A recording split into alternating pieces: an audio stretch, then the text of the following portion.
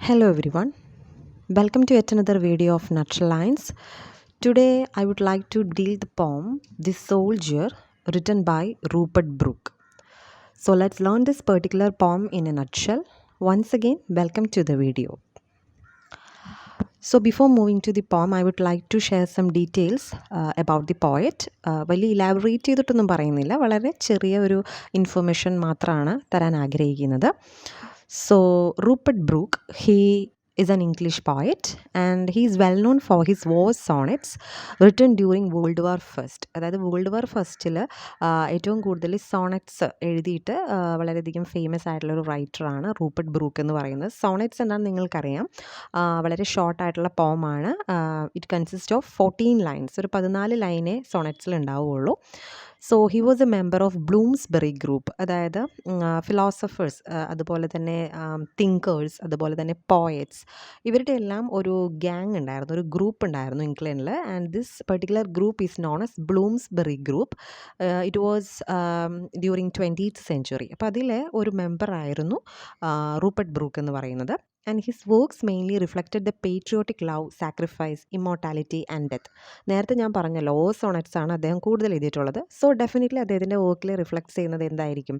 Patriotic love, sacrifice, immortality and death. Okay. And he was died of sepsis from an insect bite at the age of 27. ഒരു 27th age വരെ അദ്ദേഹം ജീവിച്ചിരുന്നുള്ളൂ. ഒരു insect byte കാരണം അദ്ദേഹം മരിക്കുകയാണ് ചെയ്യുന്നത്. ഒരു ഇൻഫെക്ഷൻ കോസ് ചെയ്തിട്ട് അദ്ദേഹം മരിക്കുകയാണ് ചെയ്യുന്നത്. സോ അതാണ് നമ്മുടെ റൂപ്പർട്ട് ബ്രൂക്കിനെ പറ്റി ചെറുതായിട്ട് നമുക്ക് കിട്ടുന്ന ഒരു ഐഡിയ എന്ന് പറയുന്നത്. So I am moving to the poem. If I should die, think only this of me, that there is some corner of a foreign field that is for ever England. അതായത് ഈ ഒരു പോയത്തിൽ first അദ്ദേഹം പറയുന്നത്, if I should die, ഞാൻ മരിക്കുകയാണെങ്കിൽ, think only this of me, എന്നെപ്പറ്റി ഇത്തരം കാര്യങ്ങൾ മാത്രം നിങ്ങൾ ഓർത്താൽ മതി. That there is some corner of a foreign field that is for ever England. അതായത് ഒരു സോൾജിയറാണ് ഈ ഒരു കവിത പറയുന്നത്. നമ്മുടെ സ്പീക്കർ ഓഫ് ദി പോം എന്ന് പറയുന്നത് ഒരു സോൾജിയറാണ്. അപ്പോൾ ഈ സോൾജിയർ പറയുവാണ്, ഞാൻ മരിക്കുവാണെങ്കിൽ നിങ്ങൾ ഇത്തരം കാര്യങ്ങൾ മാത്രം ഓർത്താൽ മതി. എന്താണ്? അതായത് ഏത് ലാൻഡിലിരുന്നാണ് ഞാൻ മരിക്കുന്നതെന്ന് എനിക്കറിയില്ല, because I M A soldier, അല്ലേ? അപ്പോൾ ഏത് ഫോറിൻ ലാൻഡിലായിരിക്കും ഞാൻ മരിക്കുന്നത്? എൻ്റെ ഹോം ലാൻഡിൽ വെച്ചായിരിക്കില്ല, ചിലപ്പം യുദ്ധത്തിന് പോകുമ്പം എവിടെ വെച്ച് വേണമെങ്കിലും മരണം സംഭവിക്കാം. So in a corner of a foreign field, ഏതൊരു ഫോറിൻ ഫീൽഡിൻ്റെ ഒരു കോർണറിൽ ഞാനുണ്ടാവും. That is for ever England. അതായത് ഇംഗ്ലണ്ടിൻ്റെ ആ ഒരു തുടിപ്പും അല്ലെങ്കിൽ ഇംഗ്ലണ്ടിൻ്റെ ആ ഒരു പ്രസൻസ് ആയിട്ട് ഞാനുണ്ടാവും. സോ ഇറ്റ് അണ്ടർസ്റ്റാൻഡ്സ് ദാറ്റ് എന്താണ്, the speaker of the poem is an English soldier. ഇംഗ്ലണ്ടിലുള്ളൊരു സോൾജിയറാണ്. ഈ ഒരു കവിത പറയുന്ന രീതിയിലാണ് ഇതിൻ്റെ വിവരണം കൊടുത്തിരിക്കുന്നത്. So there shall be in that rich earth a richer dust concealed. അതായത് ഓൾറെഡി ആ ഫോറിൻ ലാൻഡ് എന്ന് പറയുന്നത് ഫെർട്ടൈൽ ആയിരിക്കും, റിച്ച് ആയിരിക്കും, അതുപോലെ വളക്കൂറുള്ള മണ്ണായിരിക്കും. ബട്ട് റിച്ചർ ഡസ്റ്റ് കൺസീൽഡ്, പക്ഷെ ഞാനെന്ന് പറയുന്നത് ഇംഗ്ലണ്ടിൻ്റെ മണ്ണാണ്, അല്ലെങ്കിൽ ഇംഗ്ലണ്ടിൻ്റെ ഡസ്റ്റാണ്. സോ ഞാൻ ആ ഒരു ലാൻഡിൽ ചെന്ന്, ആ ഫീൽഡിൽ ചെന്ന് ഞാനും മരിക്കുമ്പോൾ ആ റിച്ച് ആയിട്ടുള്ള എർത്ത് ഒന്നുകൂടി റിച്ചർ ആവാനുള്ള സാധ്യത കൂടുതലാണ്. A dust whom England bore. അപ്പം ഈ ഒരു സോൾജിയറെ തന്നെ വിളിക്കുന്നത് ഡസ്റ്റ് എന്നാണ്, പൊടി എന്നാണ്.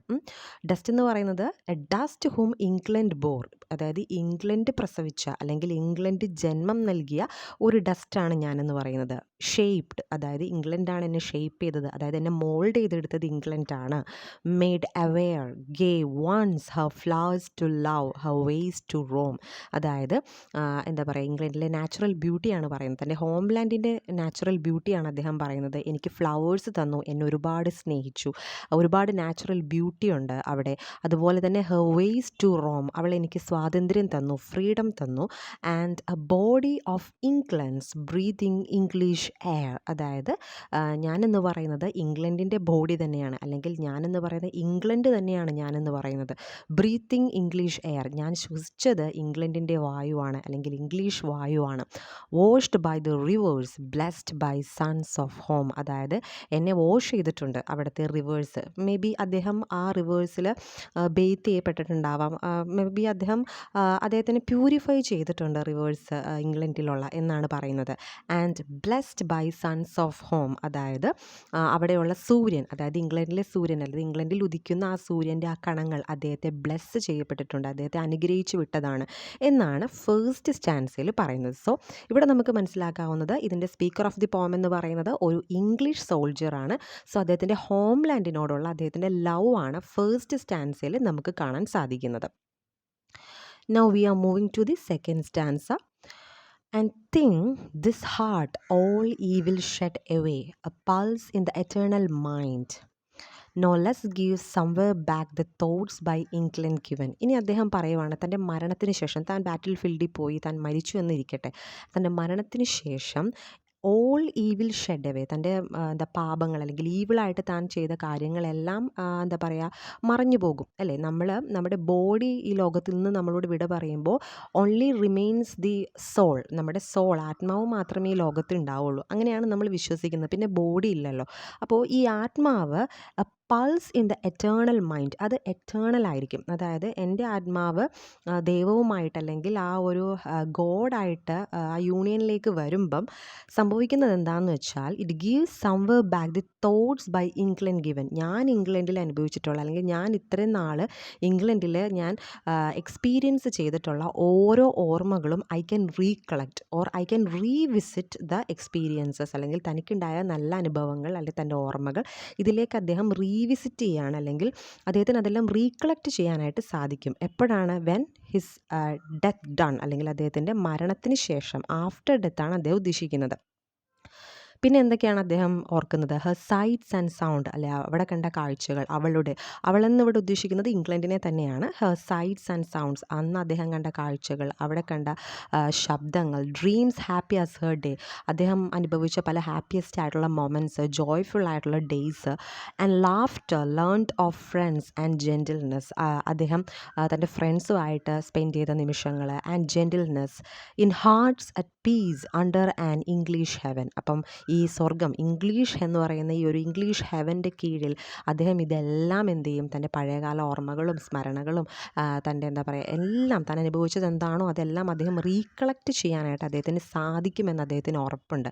സോ സെക്കൻഡ് സ്റ്റാൻസയിൽ പറയുന്നത് ആഫ്റ്റർ ഡെത്ത്, നമ്മുടെ ഈ ലോകത്തിൽ നിന്ന് നമ്മൾ പോയാലും നമ്മുടെ സോള്, അദ്ദേഹത്തിൻ്റെ മരണം എന്ന് പറയുന്നത് that cannot be say as A mortal one, ഒരു ഇമ്മോർട്ടൽ അല്ല. അദ്ദേഹത്തിൻ്റെ മരണം ഇമ്മോർട്ടൽ ആണെന്നാണ് പറയുന്നത്. അതായത് ഒരിക്കലും തനിക്ക് മരണമില്ല, തൻ്റെ ബോഡി മാത്രമാണ് നശിക്കുന്നത്. പക്ഷേ തനിക്കുള്ള മറ്റു കാര്യങ്ങൾ, താൻ അനുഭവിച്ച കാര്യങ്ങളെല്ലാം താൻ വേറൊരു വേൾഡിൽ ചെല്ലുമ്പോൾ താൻ അഭിമാനത്തോടെ താൻ അതൊക്കെ ഓർക്കും. അപ്പോൾ ഞാനൊരു സോൾജർ ആണെന്ന് പറഞ്ഞിട്ട് എൻ്റെ മനസ്സ് അല്ലെങ്കിൽ എൻ്റെ ആ ഒരു ആത്മാവിനെ, സോളിനെ ആർക്കും നശിപ്പിക്കാൻ സാധിക്കില്ല. അത് എന്താ പറയുക, അതിങ്ങനെ ഈ ലോകത്ത് തന്നെ ഉണ്ടാവും, ഈവൻ എൻ്റെ ബോഡി ഈ ലോകത്തിൽ നിന്ന് പോയാലും. സോ ആ ഒരു ഐഡിയ ആണ് നമുക്ക് സെക്കൻഡ് സ്റ്റാൻസയിൽ പോയിട്ട് തരുന്നത്. So I'm moving to the analysis part of the poem. This poem is a Petrarchan sonnet written in 1914 at the background of World War First. ഈ വേൾഡ് വാർ ഫസ്റ്റിൻ്റെ സമയത്ത് സോണറ്റ്സ് എഴുതിയ ആളാണ് റൂപ്പർട്ട് ബ്രൂക്ക് എന്ന് ഞാൻ already mention ചെയ്തിരുന്നു. ഇത് എഴുതിയത് at the time of 1914 എഴുതുന്നത്. ആൻഡ് ഈ ഒരു സോണറ്റ് എന്ന് പറയുന്നത് പെട്രാർക്കൻ സോണറ്റാണ്. അതായത് നമുക്ക് ഷേക്സ്പീരിയൻ സോണറ്റ് ഉണ്ട്, പെട്രാർക്കൻ സോണറ്റ് ഉണ്ട്, അങ്ങനെ പല പല സോണറ്റ് ഉണ്ട്. അതിൻ്റെ ഡീറ്റെയിൽസിലേക്ക് ഞാൻ പോകുന്നില്ല. പെട്രാർക്കൻ സോണറ്റും ഷേക്സ്പീരിയൻ സോണറ്റിൻ്റെയൊക്കെ സ്ട്രക്ചറിൽ വ്യത്യാസമുണ്ട്.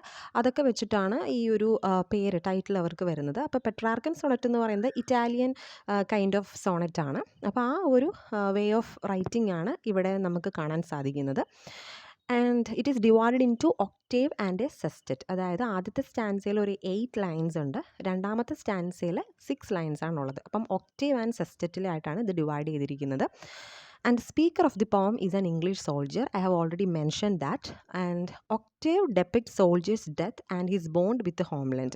ആദ്യത്തെ ആ ഒരു ഒക്ടേവ് അല്ലെങ്കിൽ ഫസ്റ്റ് സ്റ്റാൻസ, ആദ്യത്തെ 8 ലൈൻസിൽ പറയുന്നത് സോൾജിയറിൻ്റെ ഡെത്താണ്. അതുപോലെ തന്നെ his bond with his homeland, അദ്ദേഹത്തിൻ്റെ ഹോംലാൻഡ് അദ്ദേഹത്തിന് എത്ര പ്രിയപ്പെട്ടതാണെന്നാണ് ഫസ്റ്റ് സ്റ്റാൻസയിൽ പറയുന്നത്. And we are moving to the second stanza. അതായത് അവസാനത്തെ 6 ലൈൻസ് പറയുന്നത് it shows the spiritual view and his everlasting bond with England. അതായത് അദ്ദേഹം മരിച്ചു കഴിഞ്ഞാലും അദ്ദേഹത്തിൻ്റെ ഓർമ്മകൾ മരിക്കുന്നില്ല എന്നൊക്കെ അദ്ദേഹം പറയുന്നുണ്ട്. അപ്പോൾ ആ ഒരു സ്പിരിച്വൽ പോയിൻ്റ് ഓഫ് വ്യൂ ആണ് നമുക്ക് സെസ്റ്ററ്റിൽ, അതായത് 6 ലൈനുള്ള സെക്കൻഡ് സ്റ്റാൻസിൽ കാണാൻ പറ്റുന്നത്. Now I am moving to the major themes of the poem. First theme, definitely we can say patriotic love and admiration towards nation. അതായത് തൻ്റെ രാജ്യത്തിനോടുള്ള സ്നേഹമല്ല, ഒരു എന്താ പറയുക, ഒരു ആരാധനയാണ്, ഒരു അഡ്മിറേഷൻ, ഒരു ഭയങ്കരമായിട്ടുള്ള ഒരു ബന്ധത്തിലേക്കാണ് പോയിട്ട് പോകുന്നത്. And it focuses the sentiment of sacrifice. അതായത് അവരുടെ ലൈഫ് അവർ സാക്രിഫൈസ് ചെയ്യല്ലേ, അപ്പോൾ അതിൻ്റെ ആ ഒരു സെൻറ്റിമെൻ്റൽ കണക്ഷൻ, അല്ലെങ്കിൽ അതിൻ്റെ ആ ഒരു സെൻറ്റിമെൻ്റൽ ആയിട്ടുള്ളൊരു റെപ്രസെൻറ്റേഷൻ നമുക്കിവിടെ കാണാൻ സാധിക്കുന്നുണ്ട്. And we can see the glorification of dying in war. അതായത് ഒരാൾ മരിക്കുമ്പോൾ ഒരിക്കലും ഒരാൾ ഭയങ്കര ഹാപ്പിയോടെ മരിക്കുമെന്ന് എനിക്ക് തോന്നുന്നില്ല. അതൊക്കെ സോൾജേഴ്സിന് മാത്രമേ സാധിക്കുള്ളൂ. Because they actually know their fate. അവർക്ക് അറിയാം അവരുടെ ലൈഫ് എപ്പോൾ വേണമെങ്കിലും പോകാം. അവർ രാജ്യത്തിന് വേണ്ടി ജീവൻ ഒഴിഞ്ഞു വെച്ചതാണ് അവർക്ക് ഓൾറെഡി അറിയാം. സോ ഇവിടെ പോയിറ്റ് എന്ന് പറയുന്നത്, ഒരു സ്പീക്കർ എന്ന് പറയുന്നത് ഒരു ഇംഗ്ലീഷ് സോൾജർ. അപ്പോൾ ഡെഫിനറ്റ്ലി അദ്ദേഹം അതൊരു ഫെയ്റ്റ് ആയിട്ടൊന്നും കാണുന്നില്ല. He actually points out that it is A kind of glorification. അതായത് വാറിനെ അല്ലെങ്കിൽ മരിക്കുന്നതൊക്കെ എന്തോ ഒരു ഗ്ലോറിഫൈ ചെയ്ത് വളരെ എന്താ പറയുക, ഭയങ്കര ഒരു ബ്യൂട്ടിഫുൾ ആയിട്ടുള്ള രീതിയിലാണ് ഇവിടെ കൊടുത്തിരിക്കുന്നത്. And we can see loyalty, commitment of soldiers, അതുപോലെ തന്നെ ഇമ്മോർട്ടാലിറ്റി. ഞാൻ നേരത്തെ അത് ഓൾറെഡി ഞാൻ പറഞ്ഞിരുന്നു. അതായത് ലൈഫ് എന്ന് പറയുന്നത് മോർട്ടലാണ്, പക്ഷേ ആഫ്റ്റർ ലൈഫ് എന്ന് പറയുന്നത് it's A kind of immortality. അതാണ് അദ്ദേഹം സെക്കൻഡ് സ്റ്റാൻസിൽ പറയുന്നത്. എൻ്റെ ബോഡി പോയാലും മൈ സോൾ വിൽ റിമെയിൻസ്. അപ്പം അതുകൊണ്ടിട്ട് ഐ കനോട്ട് സേ ദാറ്റ് എന്താ പറയുക, എൻ്റെ സോൾ അല്ലെങ്കിൽ ഞാൻ അനുഭവിച്ച കാര്യങ്ങൾ, എൻ്റെ ഹോംലാൻഡിൽ നിന്ന് എനിക്ക് കിട്ടിയ ആ ഒരു റിസപ്ഷൻ, ആ കാര്യങ്ങളെല്ലാം I can considered as an immortal one. ഒരിക്കലും അതെൻ്റെ മനസ്സിൽ നിന്ന് പോവില്ല, അതൊരിക്കലും മായില്ല എന്ന് അദ്ദേഹം പറയുന്നുണ്ട്. പിന്നെ നമുക്ക് പറയാവുന്ന കുറച്ച് പോയിൻറ്റ്സ് ഉണ്ട്. Usage of pastoral imageries in order to idealise the countryside and rural life. അതായത് കുറേ പാസ്റ്ററൽ ഇമേജസ് ഉപയോഗിക്കുന്നുണ്ട്. പാസ്റ്ററൽ ഇമേജസ് എന്ന് പറഞ്ഞിട്ടെങ്കിൽ അതൊരു കൈൻഡ് ഓഫ് പോയറ്റിക് ടെക്നിക്കാണ്. അതായത് പോയത്തിൽ കൂടുതലും പാസ്റ്ററൽ ഇമേജസ് എന്ന് പറയുന്നത് നമുക്ക് എന്താ പറയുക, നേച്ചർ റിലേറ്റഡ് ആയിട്ടുള്ള, അല്ലെങ്കിൽ ഗ്രാമീണ ഭംഗി, അല്ലെങ്കിൽ റൂറൽ ലൈഫ്, അല്ലെങ്കിൽ നമ്മൾ ജീവിക്കുന്ന ഹോംലാൻഡിൻ്റെ ഇമ്പോർട്ടൻസ് കാണിക്കാൻ വേണ്ടിയിട്ട് ചില ഇമേജസ് യൂസ് ചെയ്യും. ഫോർ എക്സാമ്പിൾ ഇവിടെ ഫ്ലവേഴ്സ് എന്ന് പറയുന്നുണ്ട്, അതുപോലെ റിവറിനെ പറയുന്നുണ്ട്, സണ്ണിനെ പറയുന്നുണ്ട്. ഇതെല്ലാം പാസ്റ്ററൽ ഇമേജറീസ് ആണ്. അപ്പോൾ അതെല്ലാം കാണിക്കുന്നത് അദ്ദേഹത്തിൻ്റെ കൺട്രി സൈഡിൻ്റെ ബ്യൂട്ടിയും അതുപോലെ തന്നെ ആ റൂറൽ ലൈഫിൻ്റെ ഭംഗി കാണിക്കാൻ വേണ്ടിയിട്ടാണ്. Okay, then to show the strong bond he described soldiers body as a richer dust shaped and blessed by England. അപ്പോൾ ആ ഒരു താനൊരു സോൾജറാണ്, അല്ലെങ്കിൽ തൻ്റെ ബോഡി ഒരു സോൾജറിൻ്റെ ബോഡിയാണെന്ന് റെപ്രസെൻറ്റ് ചെയ്യാനായിട്ട് അദ്ദേഹം അതിനെ റിച്ചർ ഡസ്റ്റ് എന്നാണ് വിളിക്കുന്നത്. ഏറ്റവും വളക്കൂറുള്ള ഡസ്റ്റ് എന്ന് അദ്ദേഹം വിളിക്കുന്നുണ്ട്. ആൻഡ് ആ ഡസ്റ്റ് എന്ന് പറയുന്നത് it is shaped and blessed by England. ഇംഗ്ലണ്ടാൽ എന്താ പറയുക, അനുഗ്രഹിക്കപ്പെട്ടതാണ് ഞാൻ എന്നാണ് പറയുന്നത്. സോ ആ ഒരു ഹോംലാൻഡിനോടുള്ള ഒരു എന്താ പറയുക, ഒരു കൂടുതലായിട്ടുള്ളൊരു ആഗ്രഹം, അല്ലെങ്കിൽ ആ കൂടുതലായിട്ടുള്ളൊരു റെസ്പെക്റ്റ്, അല്ലെങ്കിൽ ലവ്, അതിൻ്റെ എല്ലാം ഒരു ഒരു ഒരു സം ടോട്ടലാണ് ആ ഒരു റിച്ചർ ഡസ്റ്റ് എന്ന് പറയുന്ന വേർഡ് അവിടെ യൂസ് ചെയ്യുന്നത്. Then we can see some poetic techniques. First one is alliteration. Alliteration എന്ന് പറയുന്നത് repetition of consonant sounds in a line. അതായത് ഒരു ലൈനിൽ തന്നെ കോൺസണൻറ്റ് സൗണ്ട്സ് റിപ്പീറ്റ് ചെയ്ത് വരിക. ഫോർ എക്സാമ്പിൾ ഇവിടെ ഞാനൊരു ലൈനിൻ്റെ എക്സാമ്പിൾ കൊടുക്കാൻ വേണ്ടി എടുത്തിട്ടുണ്ട്. ഓഫ് എ ഫോറിൻ ഫീൽഡ്, അതിലെ എഫ് എന്ന് പറയുന്ന സൗണ്ട് റിപ്പീറ്റ് ചെയ്ത് വരുന്നുണ്ട്. സൗണ്ട് അല്ല, ലെറ്റർ എഫ് കണ്ടോ, ഫോറിൻ ഫീൽഡ്. അപ്പോൾ അതിനെ നമുക്ക് അലിട്രേഷൻ ആണ്. Then we can see metaphor നമുക്ക് ഓൾറെഡി അറിയാം, നമ്മൾ സ്കൂളിലൊക്കെ പഠിക്കുകയാണ്. മെറ്റഫർ എന്ന് പറഞ്ഞാൽ actually we are comparing one thing to another one. ഒരു കാര്യത്തിനെ മറ്റൊരു കാര്യമായിട്ട് നമ്മൾ കമ്പയർ ചെയ്യും, പക്ഷേ അത് എന്താ പറയുക, നമ്മൾ ആസ് ഓർ ലൈക്ക് ഒന്നും യൂസ് ചെയ്യാതെ തന്നെ വേറൊരു ഡിഫറെൻ്റ് ആയിട്ടുള്ള രീതിയിൽ കമ്പാരിസൺ ചെയ്യുന്നതിനാണ് മെറ്റഫർ എന്ന് പറയുന്നത്. അപ്പം ഇവിടെ അദ്ദേഹം പറയുന്നുണ്ട്, അദ്ദേഹത്തിൻ്റെ ബോഡി എന്ന് പറയുന്നത് it's like A richer dust എന്ന് പറയുന്നുണ്ട്. റിച്ചർ ഡസ്റ്റ് പോലെ എന്നൊന്നല്ല പറയുന്നത്, റിച്ചർ ഡസ്റ്റ് ആണ് അദ്ദേഹത്തിൻ്റെ ബോഡി എന്നാണ് പറയുന്നത്. And a dust whom England England എന്താ പറയുക, ബർത്ത് കൊടുത്തിട്ടുള്ള ഒരു ഡസ്റ്റാണ് എന്നൊക്കെ അദ്ദേഹം പറയുന്നുണ്ട്. So it actually represents the എന്താ പറയുക, the poetic technique that is metaphor. Then we can see personification. എന്താണെന്ന് വെച്ച് കഴിഞ്ഞാൽ എന്താ പറയുക, ഹ്യൂമൻ ക്വാളിറ്റീസ് നോൺ ഹ്യൂമൻ ആയിട്ടുള്ള കാര്യങ്ങൾക്ക് കൊടുക്കുക. For example England is like A mother. England എന്ന് പറയുന്നത് അവരുടെ ഹോംലാൻഡാണ്. അതിനെ ഒരു എന്താ പറയുക, ഒരു ഹ്യൂമൻ ബീയിങ് ആയിട്ട്, അല്ലെങ്കിൽ ഒരു അമ്മയായിട്ടാണ് സങ്കല്പിക്കുന്നത്. And a soldier is its son. Soldier എന്ന് പറയുന്നത് എന്താ പറയുക, മകനായിട്ടും, ആ ഇംഗ്ലണ്ടിൻ്റെ മകനായിട്ടും ആയിട്ടും പോയറ്റ് പോർട്രേ ചെയ്യുന്നുണ്ട്. Then we can see another poetic technique that is assonance. Assonance എന്ന് പറയുന്നത് നമ്മൾ അലിട്രേഷൻ പോലെ തന്നെ റെപ്പിറ്റേഷൻ ഓഫ് വവൽ സൗണ്ട്സ് ആണ്. ഒരു ലൈനിൽ തന്നെ വവൽ സൗണ്ട്സ് റിപ്പീറ്റ് ചെയ്ത് വരിക. ഫോർ എക്സാമ്പിൾ ഇവിടെ ഐ ആൻഡ് ഡൈ അത് ഒരേ ലൈനിൽ വരുന്നതാണ്. കോർണർ ആൻഡ് ഫോറിൻ അതും നമുക്കവിടെ ഇ എന്ന് പറയുന്ന ആ ലെറ്ററിൻ്റെ റെപ്പിറ്റേഷൻ കാണുന്നുണ്ട്. ഐ ആൻഡ് ഡൈയിൽ ഐ എന്ന് പറയുന്ന ലെറ്ററിൻ്റെ റെപ്പിറ്റേഷൻ. സോ ഇതൊക്കെയാണ് പോയറ്റിക് ടെക്നിക്സ് യൂസ് ചെയ്തിട്ടുള്ളത്. So that is the end of the analysis part of the poem. So for more literature content videos, just subscribe my YouTube channel Natural Lines. Let's learn something fruitful in a few words. Thank you so much.